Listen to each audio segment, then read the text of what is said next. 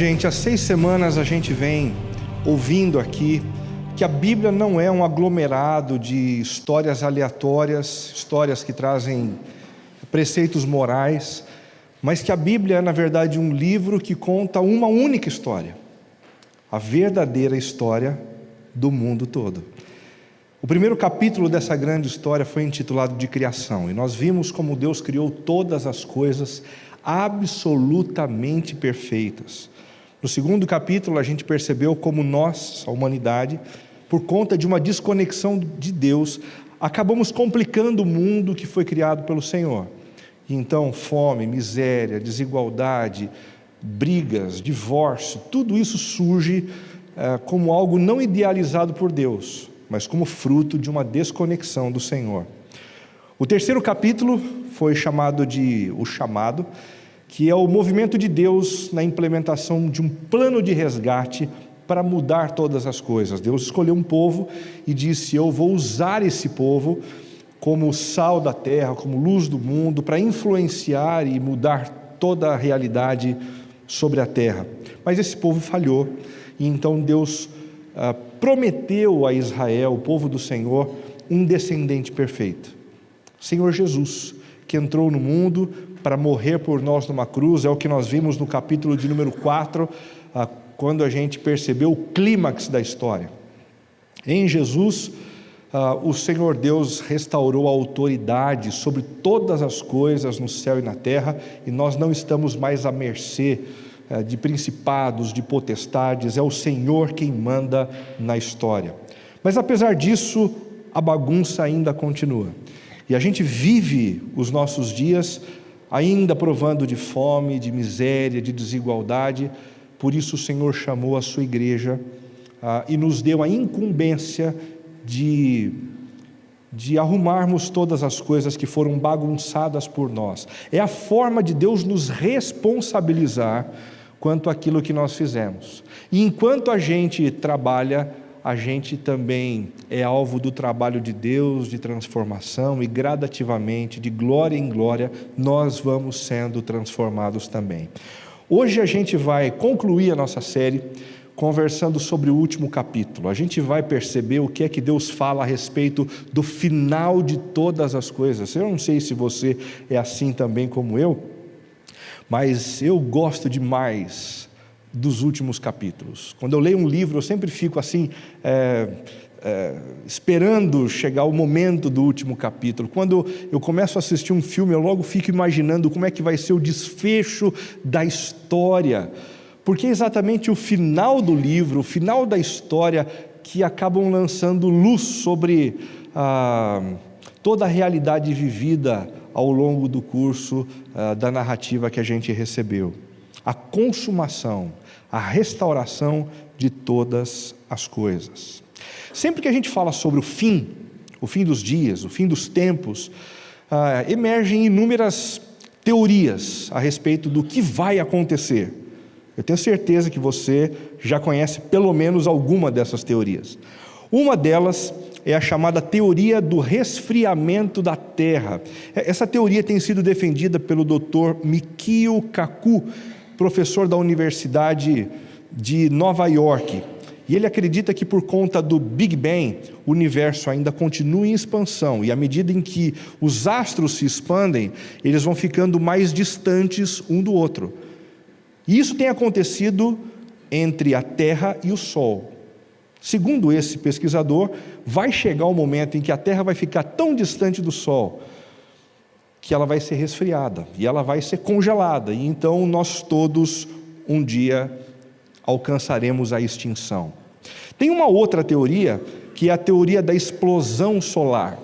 Essa teoria tem sido defendida por alguns cientistas que acreditam que o Sol, por ser uma estrela, ela continua sempre em expansão de tamanho e expansão em termos de aquecimento. E esse aquecimento gradativo e acelerado do Sol vai gerar sobre a Terra, num determinado momento, talvez há 7 bilhões de anos lá na frente, a extinção da água no planeta Terra. É como se toda a água fosse evaporar por conta do Sol incandescente, e então essa incandescência vai gerar a explosão do Sol, que consequentemente vai acabar com o nosso planeta. Uma outra teoria é a teoria do impacto de asteroides. Quantos não são os filmes, né, que a gente assiste por aí, que contam a respeito de um asteroide que está entrando na órbita terrestre, então tudo vai ser destruído. Eu adoro esses filmes, confessando para você, olha, eu gosto de ficção, é a minha maneira assim de sair um pouquinho da realidade dramática da vida. Tem gente que acredita nisso. Em 2002, alguns cientistas listaram cerca de 1.000 asteroides com um tamanho superior ao tamanho das montanhas.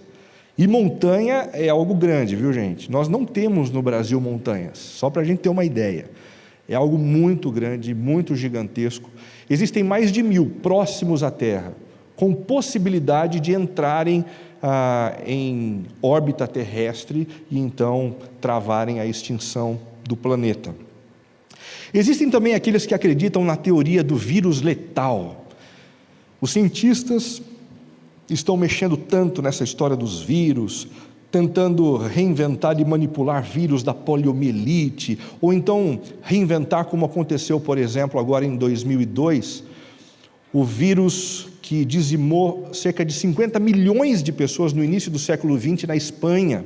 Esse vírus foi retrabalhado, ele foi trazido à tona. Tem gente dizendo, olha, essa brincadeira vai nos custar caro. Mais cedo ou mais tarde esse vírus vai ser espalhado e a gente vai provar o pior.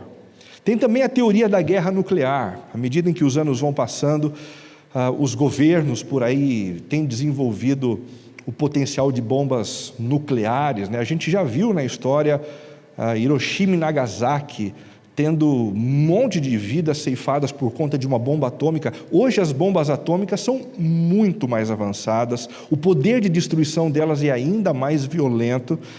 E existem também as bombas de hidrogênio que foram criadas, né? Kim Jong-un tem uma dessas bombas na Coreia do Norte, e o potencial dessa bomba de hidrogênio é um potencial cerca de 1000 vezes maior ao potencial de uma bomba nuclear convencional. 1000 vezes, gente. Só para a gente perceber o quanto a gente assim corre risco, né, de uma guerra que acabe com tudo. Albert Einstein certa vez disse que ele não sabe como vai ser a terceira guerra mundial, mas a quarta certamente vai ser com pedras e paus. Isso porque ele tem consciência do tamanho do avanço tecnológico que tem feito com que bombas perigosíssimas sejam desenhadas e colocadas sobre a terra. E existem também aqueles que acreditam na teoria do Armagedon apocalíptico.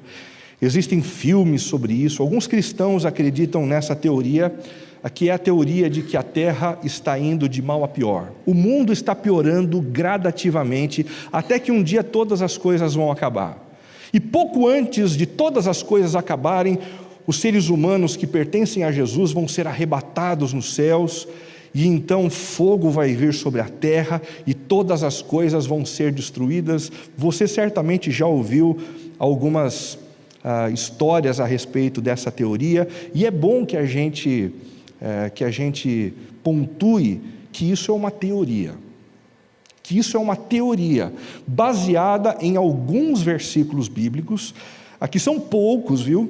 Bem poucos, e que não tem muito eco no restante da teologia das Escrituras. É uma teoria bíblica bastante duvidosa no que diz respeito ao seu conteúdo principal. O que é que essas teorias têm em comum? Em comum, elas têm o fato de serem altamente pessimistas.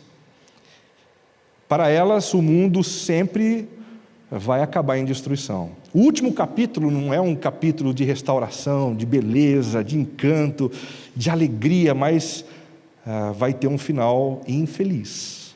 Um final infeliz. Tudo será destruído na terra. E isso tem gerado em muita gente medo. Vocês se lembram em 2012, quando todo mundo se mexia por conta daquele calendário maia, que acabava numa data de 2012, então todo mundo começou a pensar assim, puxa vida, eu acho que o mundo vai acabar em 2012, livros saíram sobre o assunto, documentários saíram sobre o assunto, a gente teve inclusive um filme chamado 2012, que falava a respeito da possibilidade do apocalipse, acabando com o planeta. Um monte de gente ficou com medo naquela época, medo mesmo, medo do que estava por acontecer. Ansiedade também tem sido gerada no coração de muita gente por conta desse pessimismo. O que vai ser da minha vida no futuro? Preciso me proteger, não preciso me proteger? Obstinação também é uma outra consequência. Obstinação. Se o mundo vai acabar, o que eu tenho é apenas a história, são os meus dias aqui, então eu preciso ser feliz, eu preciso abrir mão de tudo que tira o meu prazer, que rouba a minha felicidade. Se o meu casamento não está indo bem, eu dou um chute no meu casamento, porque eu preciso de um outro que me faça feliz, porque o que eu tenho é a história, são os dias na face da terra, e não existe mais nada além disso, a não ser a própria destruição de tudo. E por fim o desengajamento. Bom, já que tudo vai ser destruído, já que o planeta não vai ser sustentável, por que eu vou lutar pelo planeta? Por que eu vou lutar para que os recursos do planeta sejam preservados, os animais sejam preservados? É uma briga boba, tola, e uma briga que no final das contas a gente vai perder. Então a gente não se engaja, a gente não luta mais por absolutamente nada, cada um cuida do seu. Cada um cuida do seu sonho, cada um cuida da sua felicidade. É assim que muita gente tem vivido, como fruto de uma consciência ou de uma teoria de que todas as coisas vão ser encerradas e destruídas no capítulo final da história. Mas será que é o que vai acontecer? O que o Senhor nos diz a respeito do último capítulo da história? O que Deus nos revela nas Escrituras a respeito do que nós podemos crer? Será assim. Todas as coisas terão esse fim. Para isso a gente volta os nossos olhos para Apocalipse 21, texto que foi escrito por João, que foi arrebatado por Deus ao terceiro céu e teve algumas visões que o alertaram a respeito desse último capítulo. João escreve assim: então vi um novo céu e uma nova terra, pois o primeiro céu e a primeira terra tinham passado, e o mar já não existia. Vi a cidade santa, a nova Jerusalém, que descia do céu da parte de Deus, preparada como uma noiva, adornada para o seu marido. Ouvi uma forte voz que vinha do trono e dizia: agora o tabernáculo de Deus está com os homens, com os quais ele viverá. Eles serão os seus povos, e o próprio Deus estará com eles e será o seu Deus. Ele enxugará dos seus olhos toda lágrima. Não haverá mais morte, nem tristeza, nem choro, nem dor, pois a antiga ordem já passou.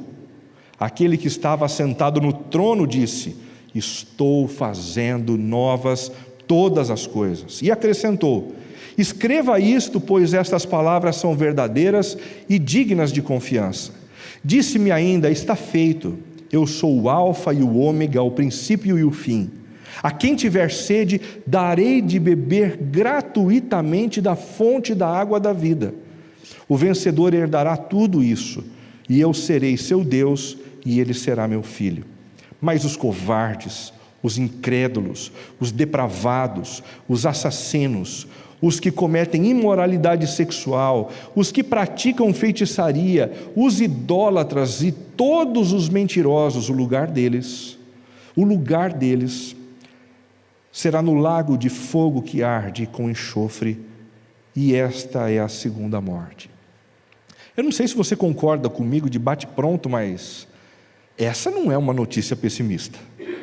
Pelo contrário, essa é uma notícia extremamente positiva, extremamente otimista, que nos leva a esperar por um futuro maravilhoso. A gente até vai ficar longe de algumas pessoas complicadas que a gente não gostaria de ter por perto. Que coisa incrível! Diferente do que muita gente anda dizendo a respeito do final dos tempos. Apocalipse 21 é um texto que contém, primeiramente, alguns elementos de continuidade da história numa nova realidade consumada. Deixa eu explicar isso para vocês. João está falando a respeito do paraíso.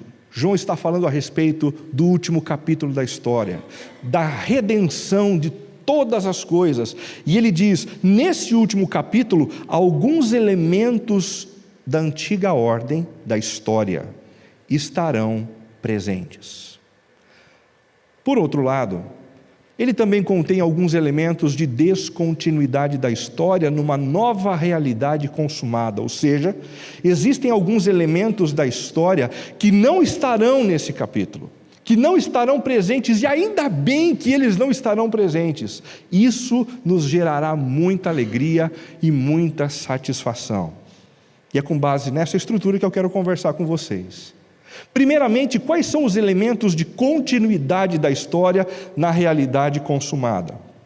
O primeiro elemento, para nossa surpresa, para que alguns de nós assim sintam o chão tremer, a criação terá continuidade. A criação terá continuidade. O universo terá continuidade no final. A Bíblia não nos fala a respeito de um fim onde todas as coisas serão destruídas e a humanidade extinta. A criação de Deus vai ser preservada, é o que diz João nessa visão maravilhosa em Apocalipse 21. Então vi um novo céu e uma nova terra, pois o primeiro céu e a primeira terra tinham passado. Mas Renato, que história é essa de a criação não vai ser destruída? O texto está falando que vai existir um novo céu e uma nova terra. Bom, deixa eu contar para você uma coisa. Dentro da língua grega, que é a língua que foi utilizada para escrever esse texto, existem duas palavras e não uma, para nos referir àquilo que é novo. A primeira palavra utilizada na Bíblia para novo é a palavra nios, que significa algo que é novo no tempo, na história, algo que não existia e passou a existir. Nios é algo novo na história, não existia e passou a existir. Essa não é a palavra utilizada no texto. A palavra utilizada no texto e traduzido por novo é a palavra kainos, que significa novo em natureza, ou novo em qualidade, ou seja, algo que já existia e que foi completamente restaurado por alguém. Novos céus e nova terra, não outros céus e outra terra. Em outras palavras, nós não vamos morar no último capítulo da história, num lugar diferente desse, aonde os nossos pés estão fincados. Nós não seremos arrebatados para viver nas nuvens, tentando se equilibrar ali, porque é meio complicado ficar morando em cima de nuvem, né? Todo mundo de branco e aquele negócio assim de, será que eu vou cair? Será que eu não vou cair? Não se preocupe, a gente não vai viver nessa realidade, porque a terra será preservada. Novos serão feitos os céus e a terra, tudo será renovado. Para ser honesto com vocês, eu não sei como é que Deus vai driblar essa possibilidade real do planeta ser congelado por conta da expansão gerada pelo Big Bang. Eu não sei como. Eu não sei como Deus vai nos ajudar diante desse drama da possibilidade, daqui a 7 bilhões de anos, do Sol explodir e nos destruir a todos. Eu não sei também como é que Deus vai nos livrar dos vírus que têm sido desenvolvidos em laboratório e que podem destruir a raça humana. Eu não sei como Deus vai nos livrar da possibilidade iminente e real de alguns malucos por aí destruírem o planeta com bombas nucleares ou bombas de hidrogênio, mas Ele vai fazê-lo.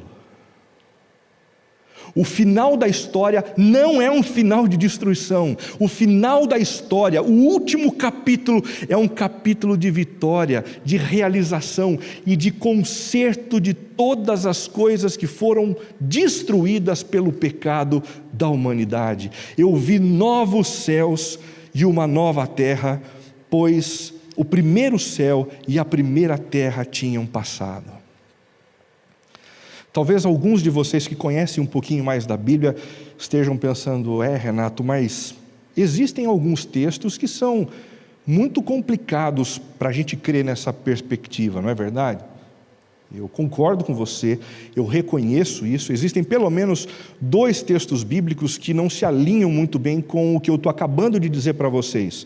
O primeiro é Mateus capítulo 24, verso 29, e o segundo é 2 Pedro 3, de 10 a 13. Eu não vou ter tempo de trabalhar os 2 textos aqui com vocês, mas eu quero ler o mais complicado deles. O mais complicado, que é 2 Pedro 3, de 10 a 13, que diz assim: o dia do Senhor, o dia final, o fim dos tempos, porém virá como um ladrão, nos pegará de surpresa. Os céus desaparecerão com um grande estrondo. Os elementos serão desfeitos pelo calor e a terra, e tudo o que nela há será desnudada. Naquele dia os céus serão desfeitos pelo fogo e os elementos se derreterão pelo calor. Todavia, de acordo com a sua promessa, esperamos novos céus e nova terra, onde habita a justiça. Se a gente lê esse texto de maneira isolada, a sensação que a gente tem é que o último capítulo não será um capítulo otimista, de restauração, mas um capítulo de destruição. Mas para a gente entender o que está acontecendo nesse texto, que é o mais complicado para aquilo que eu estou apresentando para vocês hoje, a gente precisa compreender o papel do fogo no contexto das Escrituras. O papel do fogo nas Escrituras, na teologia bíblica, ele pode ser e é apresentado em alguns momentos como um meio de destruição. Algumas cidades no Antigo Testamento foram destruídas pelo fogo, e não restou absolutamente nada depois que o fogo passou por ali. Existe também uma outra compreensão a respeito do que o fogo faz. O fogo como meio de purificação, que é o que acontece quando um ourives, por exemplo, submete o ouro ao fogo incandescente para que ele seja purificado. O que é desnudado, o que é desfeito e destruído são as impurezas que existem nele.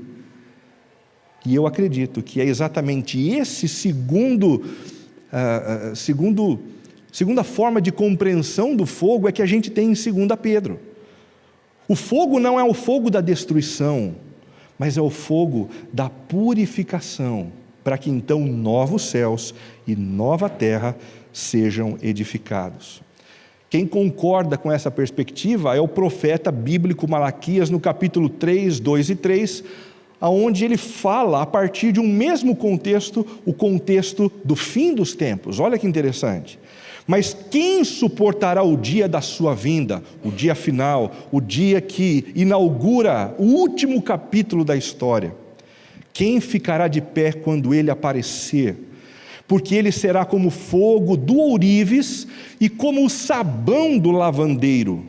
Ele se sentará como um refinador e purificará a prata, purificará os levitas e os refinará como o ouro e a prata. Em outras palavras, o que a Bíblia nos conta a respeito do fim dos tempos, do último capítulo, inicialmente, é que nós teremos como elemento de continuidade a criação. Nós não teremos a terra destruída. A gente não sabe como isso vai acontecer, como Deus vai dar um jeito nisso, mas Ele vai dar um jeito. A nossa morada vai ser preservada, e mais do que isso, ela vai ser completamente restaurada e voltará a ser como um dia Deus a fez e a tornou à existência. O segundo elemento de continuidade da história, na realidade consumada, sabe qual é? O povo de Deus. O povo de Deus. Não será preservado apenas o universo, não será preservada apenas a terra, a nossa morada, mas nós que amamos o Senhor e vivemos com o Senhor, também seremos preservados. Ouvi uma forte voz que vinha do trono e dizia: agora o tabernáculo de Deus está com os homens. Ele está falando do último capítulo. E os homens estarão presentes, a humanidade estará presente, mas toda a humanidade? Não, o texto continua dizendo: a humanidade que caminha com o Senhor. Aqueles que começaram andando na história com o Senhor, continuarão andando com Ele no restante da eternidade. Nós teremos o nosso lugar garantido nessa nova realidade. A gente não precisa viver mais como se a história fosse a única realidade que a gente tem. Por isso a gente não precisa ficar preocupado demasiadamente com o nosso futuro, com o dinheiro, com as coisas que nos dão prazer, porque os nossos dias na história não são a totalidade, pelo contrário, são apenas um grão de areia à luz da vida que nós vamos viver eternamente na presença do nosso amado Senhor. Então, acendeu a luzinha na cabeça de mais alguém dizendo: Renato, se você está falando que a gente pode aguardar a vinda do Senhor Jesus para inaugurar esse novo capítulo e nos manter com Ele nessa nova realidade, o que dizer daqueles que já morreram? Porque muita gente que fez parte do povo de Deus já morreu e já acabou. Os primeiros discípulos que ouviram as primeiras palavras de Jesus, as pessoas que foram curadas por Ele, já morreram. Os primeiros pais da igreja já não estão mais aqui. Os reformadores que começaram a igreja protestante reformada não existem mais. Ashbel Green Simonton, que começou a igreja presbiteriana, como o Túlio disse, já foi para o outro lado.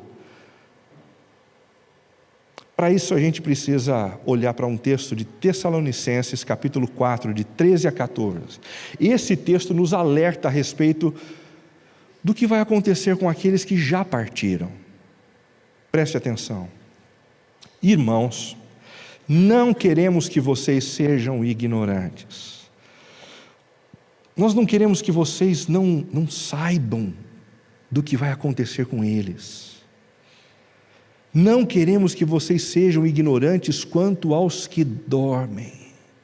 Interessante essa maneira do apóstolo Paulo se referir aos que já morreram, porque normalmente a gente olha para a morte como uma realidade muito dura, muito cruel, como se ela fosse o animal mais bravio que existe sobre a terra, a realidade da qual a gente deve mais temer o tempo todo. Mas ele olha para a mesma morte e faz desdém dela.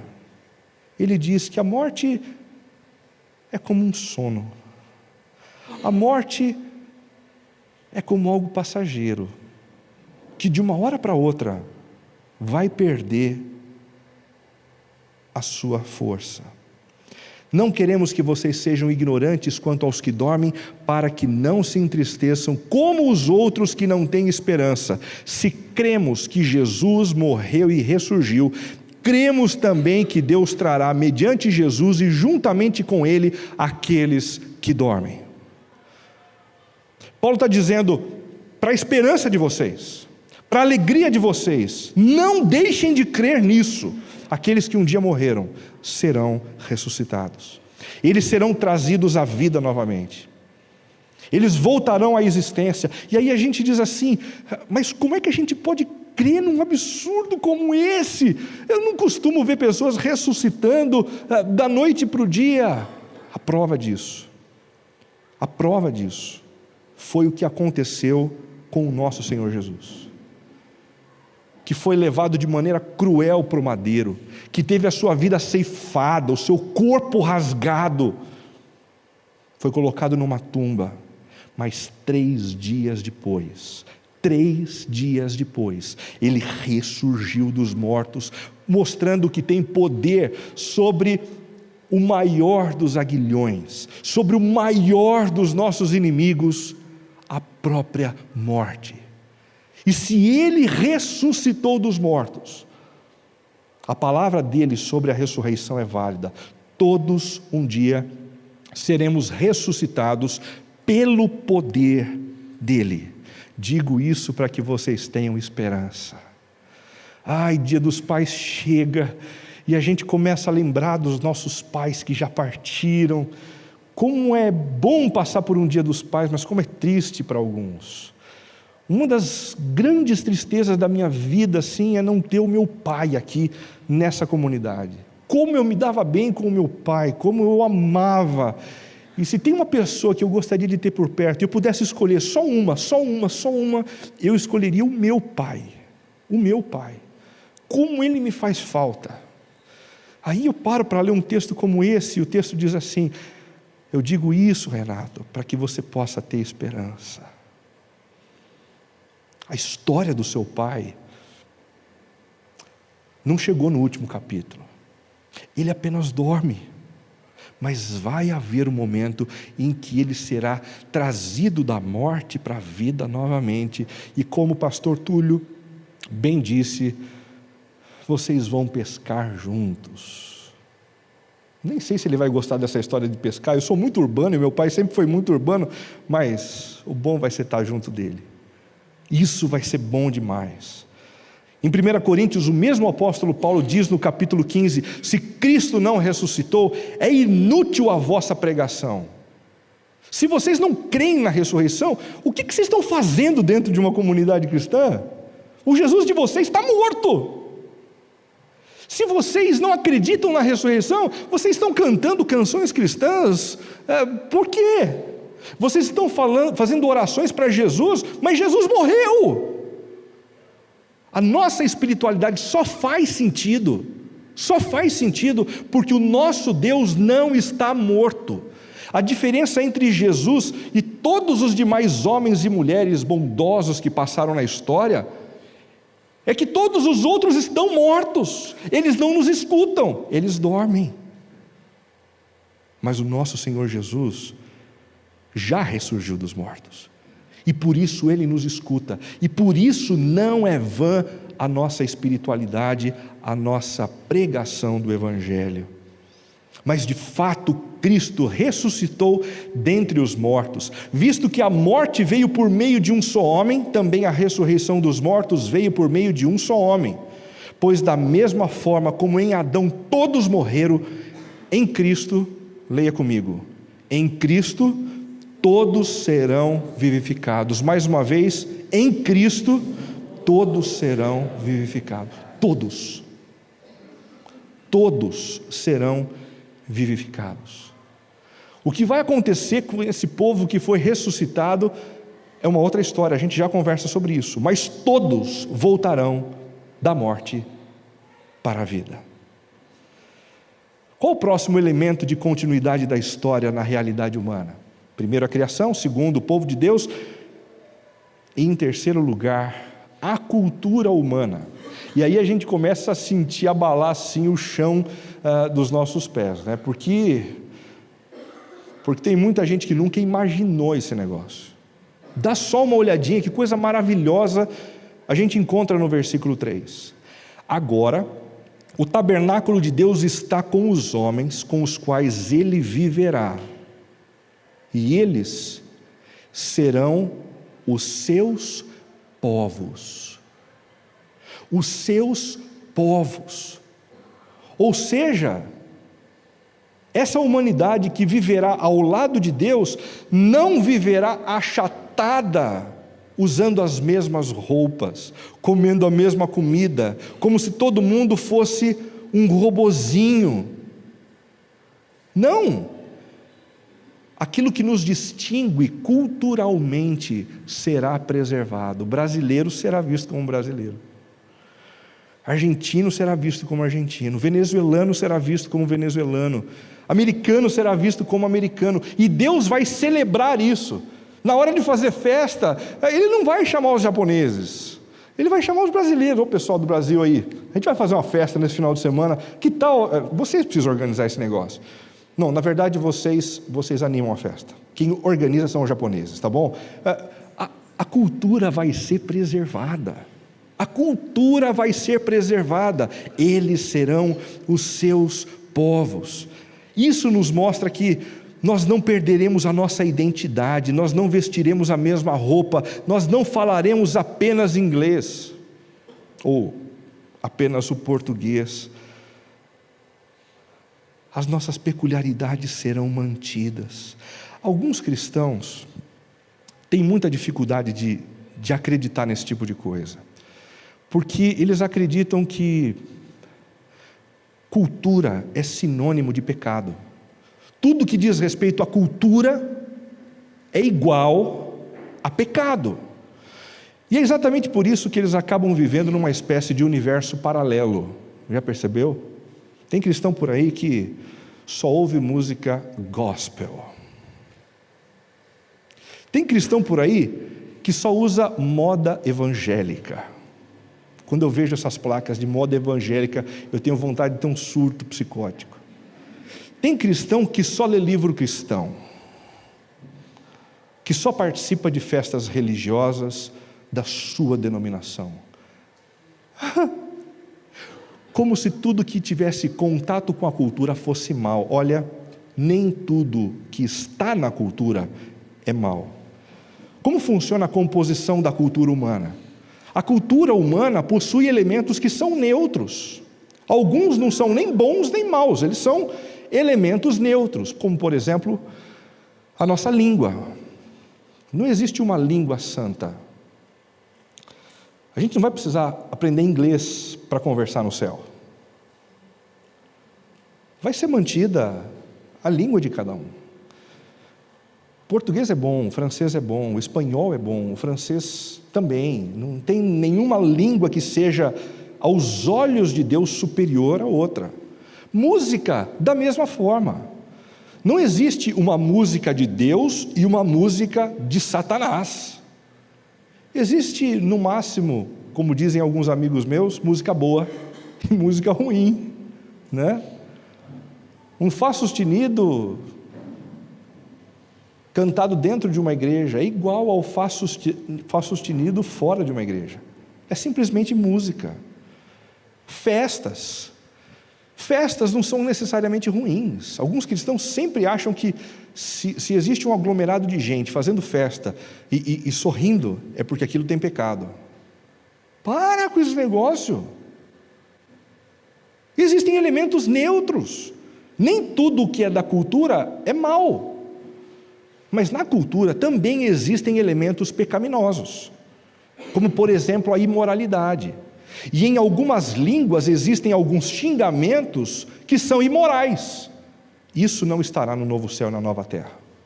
Disso nós devemos nos apartar neste momento na história. Existem algumas músicas que são imorais. Elas não estarão presentes no novo céu e na nova terra. Por isso, nós também não devemos nos relacionar com essas músicas. Roupas são neutras, mas existem algumas que são inconvenientes. Elas não estarão presentes no novo céu e na nova terra. E a gente deve viver a parte dessas roupas que não convém hoje em dia também. A cultura humana possui elementos neutros que serão mantidos para o novo céu e para a nova terra, mas possuem elementos pecaminosos que serão deixados de lado, que não passarão do penúltimo capítulo para o último capítulo da história. O outro elemento de descontinuidade, agora descontinuidade, da história para a realidade. O que é que existia na história que não vai mais existir? Em primeiro lugar, João diz que os ídolos não vão existir mais. Os substitutivos para Deus não vão existir mais. E onde é que a gente percebe isso? No versículo 1. Então vi um novo céu e uma nova terra, pois o primeiro céu e a primeira terra tinham passado, e o mar já não existia. Ah, Renato, espera aí, que notícia triste é essa?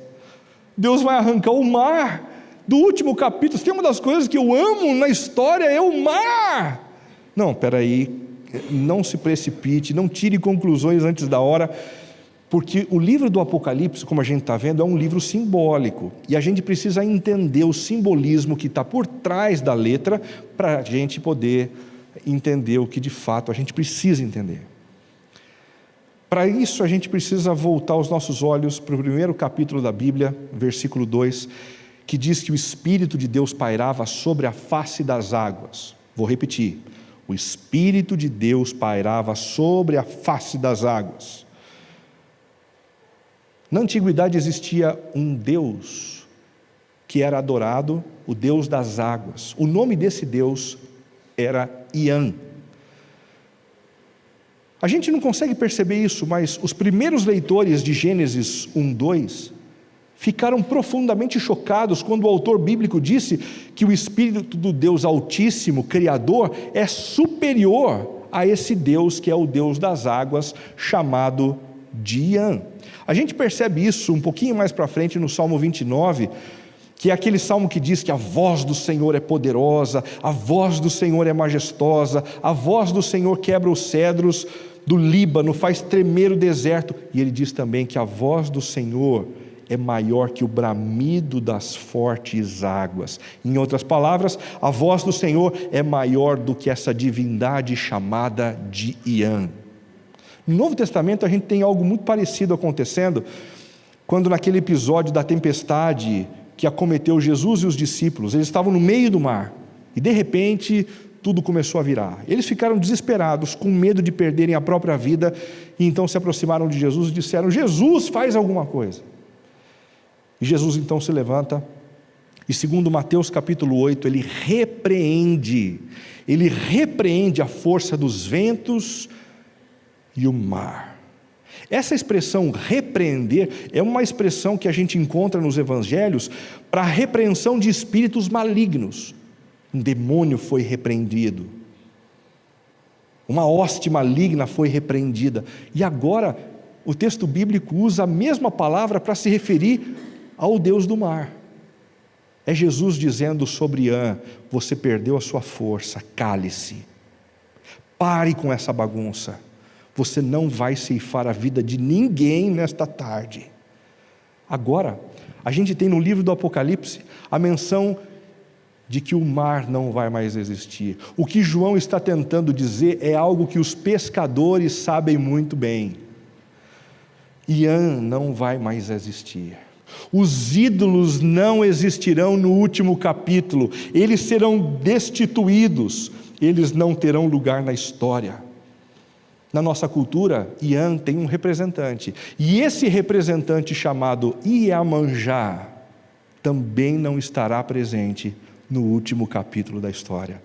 O culto a Iemanjá será destruído, o culto aos mortos será destruído, a adoração aos líderes religiosos será destruída, o dinheiro será destruído, o consumismo será destruído, a vaidade será destruída, o individualismo será de uma vez por todas destruído, porque esses ídolos não terão lugar e nem vez no último capítulo da história.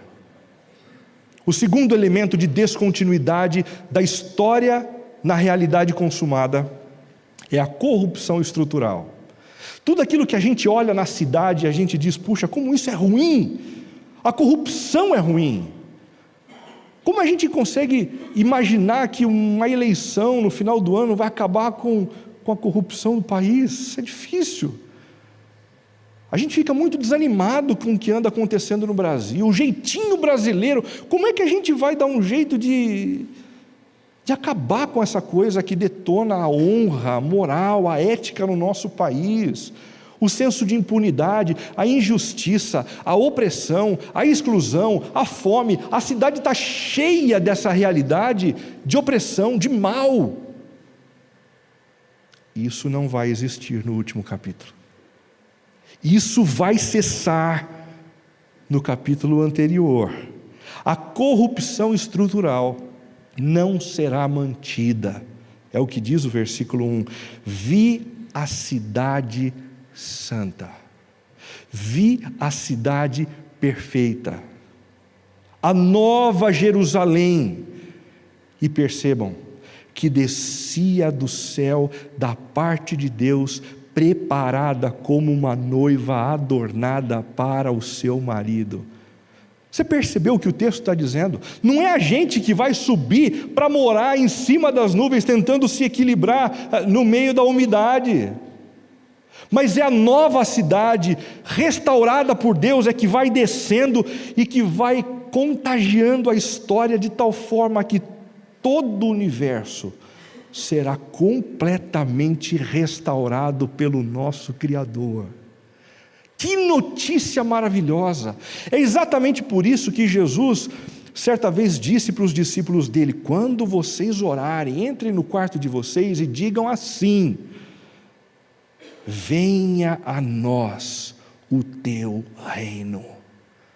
A oração que Jesus ensinou para os discípulos foi a oração onde o pedido para que essa nova realidade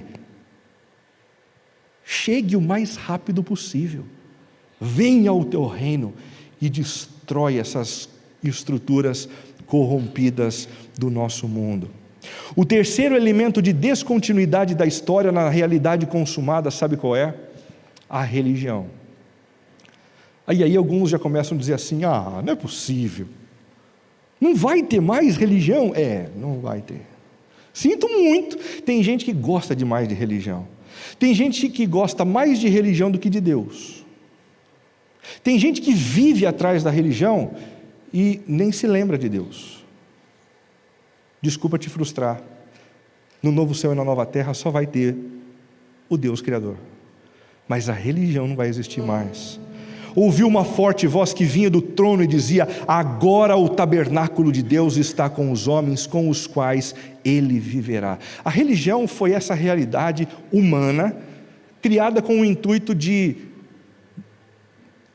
trazer à tona esse senso de que deve existir alguém além da realidade visível. A religião ela foi criada pelos homens para tentar de alguma forma regulamentar a vida humana, para que então essa regulamentação nos reconduzisse a Deus. Mas só tem um problema com esse tipo de coisa: a nossa vida arrumada, bonita, justa não pode nos reconectar com Deus, porque apesar de bondade, justiça, boas obras, cesta básica no mês de dezembro, todos nós somos pecadores. Todos nós somos pecadores, e os nossos pecados fazem com que um muro de céu se coloque entre nós e o Criador. E tudo que a religião faz nos dias atuais pode parecer muito bonito, mas não nos reconecta a Deus, e um dia ela vai morrer. Um dia ela vai morrer. Sinto muito, presbiterianos, mas não vai ter religião presbiteriana no céu. Sinto muito você que é batista e ama a igreja batista, mas essa religião não vai mais existir ali. Sinto muito a você que é católico desde 1500. A religião não vai mais existir. Não se apegue na história. Não se apegue na história àquilo que não existirá no novo céu e na nova terra. Não se apegue a essas coisas. E por fim, não existirá o sofrimento e a morte. Essas duas realidades que estão presentes na nossa história e da qual a gente não consegue se livrar hoje, a gente não consegue hoje, elas não estarão presentes lá na frente.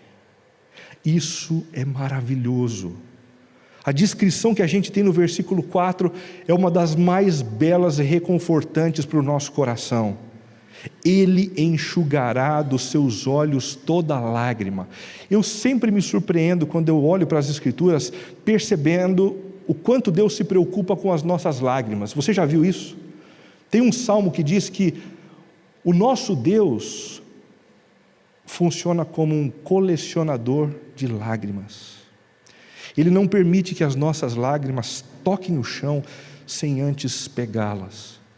É uma maneira poética de dizer que Deus se importa com a nossa dor, Ele se importa com o nosso sofrimento. E à medida em que a gente vai sofrendo aqui na terra, Ele vai recolhendo essas lágrimas. Mas recolher lágrimas não é a única coisa que Ele vai fazer. No último capítulo, Ele vai secar os nossos olhos de uma vez por todas. De uma vez por todas. Para que nunca mais, nunca mais, nunca mais a gente precise sofrer. Eu não sei o que é que te faz sofrer hoje. Eu sei o que nos faz sofrer lá em casa. Hoje a gente sofre demais com um probleminha com o nosso pequeno filho que acabou de nascer, o Vinícius. Ele tem uma doença chamada dermatite atópica, que é uma doença alérgica, que muitos de nós inclusive aqui tem, mas a dele é muito severa. Ele está hoje com uma ferida da cabeça aos pés, se corta o tempo inteiro, não consegue dormir, ele sofre demais, e várias vezes ao longo do dia eu olho para ele, eu sinto vontade de chorar, eu oro dizendo: Deus, se for possível, o Senhor arrancar esse sofrimento dele e jogar em mim, joga em mim, Deus, mas não nele. Como essa coisa tem nos deixado tristes em casa. A compreensão da grande história que nos compreende nos alerta para o fato de que a gente não consegue viver aqui na história, nesse momento da história, longe desses problemas, longe do sofrimento. A gente ainda vive cercado por imperfeições. Nós ainda somos pessoas imperfeitas e por isso manifestamos doenças, manifestamos problemas emocionais, brigamos uns com os outros, somos inconvenientes. Mas vai haver um momento em que Deus vai purificar todas as coisas e as nossas lágrimas serão limpadas dos nossos rostos de uma vez por todas. Não haverá mais morte. E essa é uma notícia incrível para quem nos últimos anos perdeu pessoas queridas. Se existe uma realidade assim que rasga o peito da gente, é essa coisa da gente perder uma pessoa querida, perder um filho, perder um pai, perder um irmão, perder uma criança na família. Como isso nos arrebenta, como isso nos arrebenta. E o texto bíblico diz nesse último capítulo: não vai haver mais isso, não haverá mais morte, nem tristeza, nem choro, nem dor, pois a antiga ordem já passou. Como funcionará o acesso e a restrição a essa realidade consumada? Esse lugar onde algumas coisas boas vão ter continuidade da história e onde coisas ruins serão descontinuadas.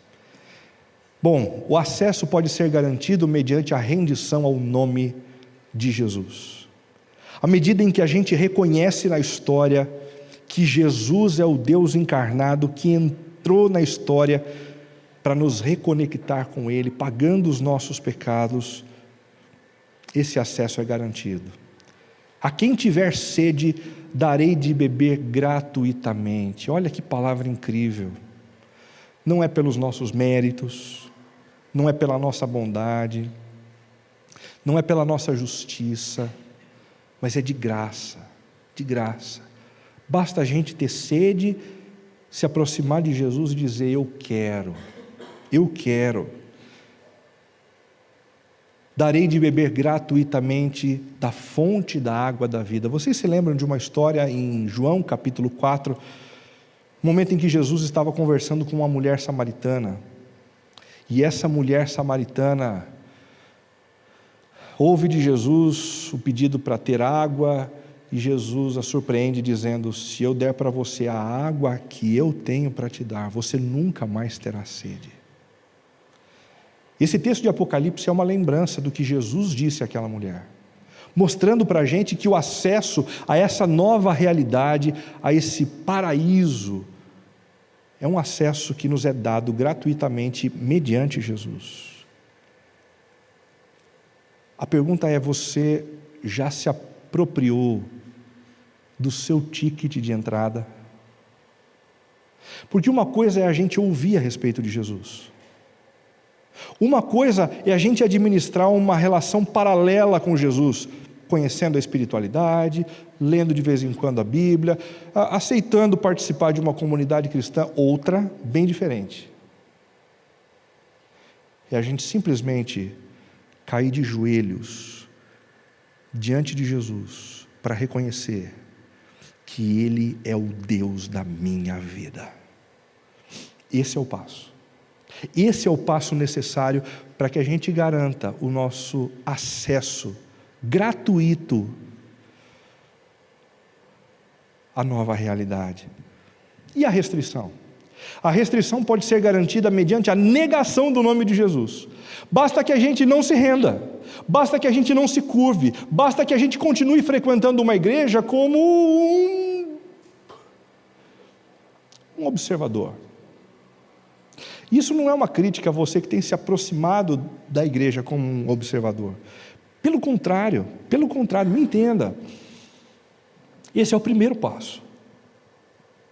O que eu trago para você aqui, nessa noite, é a abertura de um processo que é aguardado por Jesus para a sua vida. Venha e ouça. Venha e prove. Venha e se convença. E à medida em que essas coisas forem acontecendo, se renda ao senhorio do único Deus que existe sobre o universo. Alguns negam isso. E negam como? Vivendo como covardes, vivendo como incrédulos, depravados ou assassinos, cometendo imoralidade sexual, praticando feitiçaria, idolatria, e mentindo o tempo todo, porque não confiam em Deus e na importância de viver a partir da verdade. O lugar deles será no lago de fogo que arde com enxofre. Esta é a segunda morte. Percebam, essa não é uma determinação unilateral da parte do Senhor, mas é a continuidade de um processo que se consolidou na vida de alguns de nós, de alguns dos nossos amigos. Eles simplesmente fizeram a opção por viverem a parte de Deus e vão continuar vivendo a parte de Deus para o restante da eternidade. Uma advertência final. Estas palavras são verdadeiras e dignas de confiança. João sabe da complexidade dessa revelação, do quanto ela desafia a nossa racionalidade, porque essas revelações são supra-racionais, elas estão para além daquilo que a gente consegue provar. Por isso o próprio Deus assume a dianteira e diz: essas palavras são dignas de confiança. Essas palavras são dignas de confiança. Elas são verdadeiras. Creia nisso. Para refletir e praticar, agora que você conhece o capítulo final da história, da verdadeira história do mundo, não viva mais como se a sua vida se restringisse à história, correndo atrás de prazer e realização a qualquer custo. Não faça isso. Tem gente que tem pressa, acha que o mundo vai ser destruído, e a única coisa que tem são os dias aqui na terra. E aí, fica tentando tirar tudo que é desconfortável por perto. Se o casamento não vai bem, eu mando embora a esposa, mando embora o marido. Se eu não quero ter filho, eu aborto. Se eu não quero mais conviver com algumas pessoas, eu desconecto. Porque eu só tenho a história. Então eu tenho a obrigação de ser feliz aqui, nesses dias pequenos que eu tenho. Olha, a palavra de hoje vem para nos mostrar que o que a gente está vivendo aqui é apenas um grão de areia. Um pequeno grão de areia. E aqueles que viverem da maneira correta, se rendendo à pessoa correta, vão viver a eternidade, o tempo sem fim, nesse lugar maravilhoso que foi preparado pelo Senhor.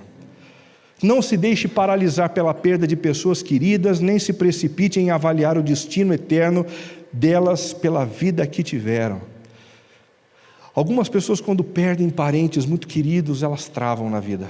Elas não conseguem mais sorrir, elas não conseguem mais ter brilhos nos olhos, porque elas perderam pessoas importantes.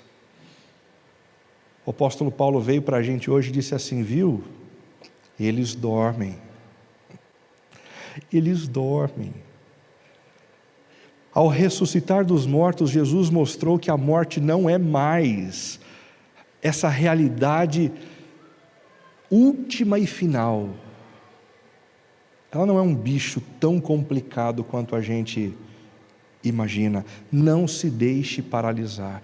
Ah, Renato, mas as pessoas que eu perdi foram pessoas que não tiveram uma vida com Deus, então logo vão viver o restante da eternidade longe do Senhor. Calma, calma. Não se precipite. Não mande você ninguém para o inferno, não. Calma. Você se lembra da história de um homem que foi crucificado ao lado de Jesus? Ele viveu a vida inteira como um verdadeiro assassino, bandido, imoral.